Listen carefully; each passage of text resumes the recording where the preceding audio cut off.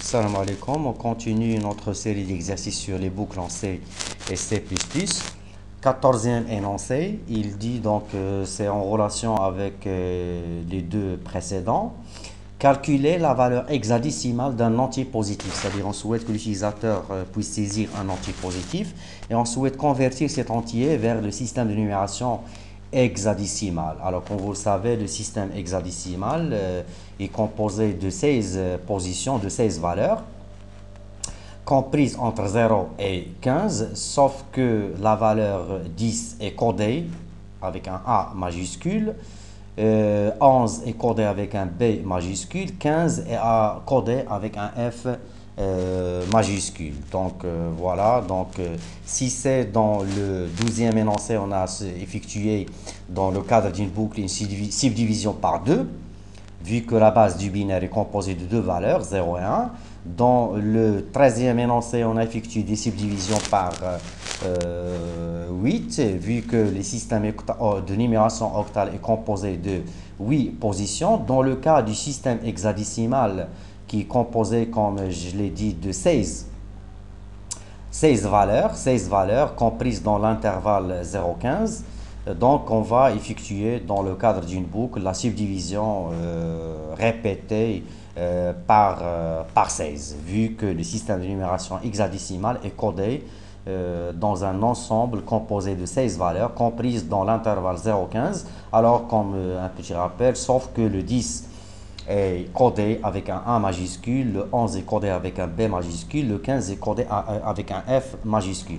Alors, dans notre solution, on aurait toujours besoin d'un entier qui sera saisi ou bien dont la valeur sera saisie par l'utilisateur, d'une variable chaîne dans laquelle donc, je vais dénommer x, dans laquelle on va cumuler la valeur hexadécimale de l'entier saisi par l'utilisateur, deux instructions pour permettre à l'utilisateur d'entrer un entier,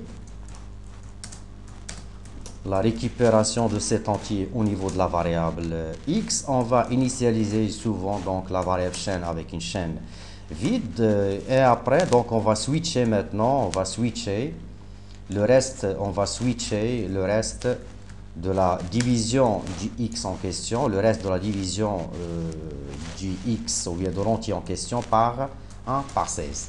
Et on va étudier donc tous les cas. Donc si le reste est 0, on va cumuler au niveau de x la constante ou bien le caractère 0, 1 dans le cas où le reste vaut 1 et A majuscule dans le cas où le reste vaut 10, F en majuscule dans le cas où le reste vaut 15. Donc je vais switcher le reste de la division du x en question par 16. Première étiquette, il va étudier le cas où le reste vaut 0. Donc notre variable x va recevoir donc la constante caractère 0 ou bien le caractère 0 plus son ancienne valeur. Donc après avoir initialisé la variable x ou bien la variable chaîne x avec une chaîne vide, un break pour isoler ces étiquettes et un copier-coller pour étudier les autres cas. Donc le cas du 1, 2, 3, 4. Donc un copier-coller de ce bloc et on va changer de la valeur de chaque étiquette. Donc voilà. Changement d'étiquette. Donc dans le cas où le reste vaut 1, 2, 3, 4,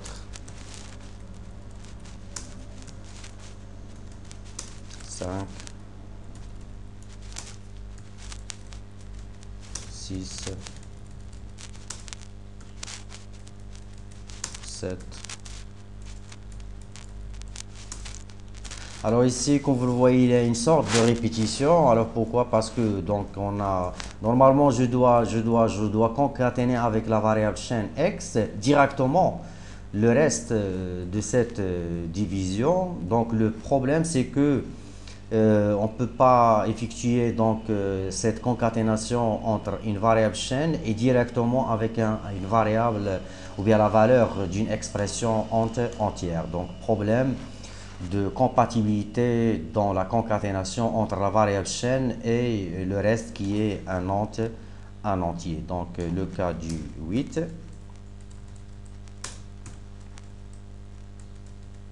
9. Alors, si le reste est 10, dans ce cas, la variable x va recevoir un A majuscule, ou bien on va cumuler au niveau de la variable x un A majuscule, B majuscule dans le cas où le reste vaut 11, 12 c'est un C, 13 on va baisser donc D, 14 c'est un E, donc il reste la dernière étiquette. Donc si le reste vaut 15, alors c'est le F en majuscule. Donc je ferme le bloc du switch.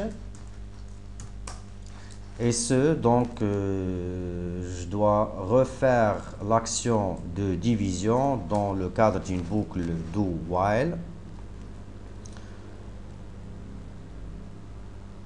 Donc on change avant tout le dividende, donc par division du x en question par 16, et ce tant que le x en question, bien le dividende est encore différent de 0. La sortie donc sera effectuée et va cibler donc en hexa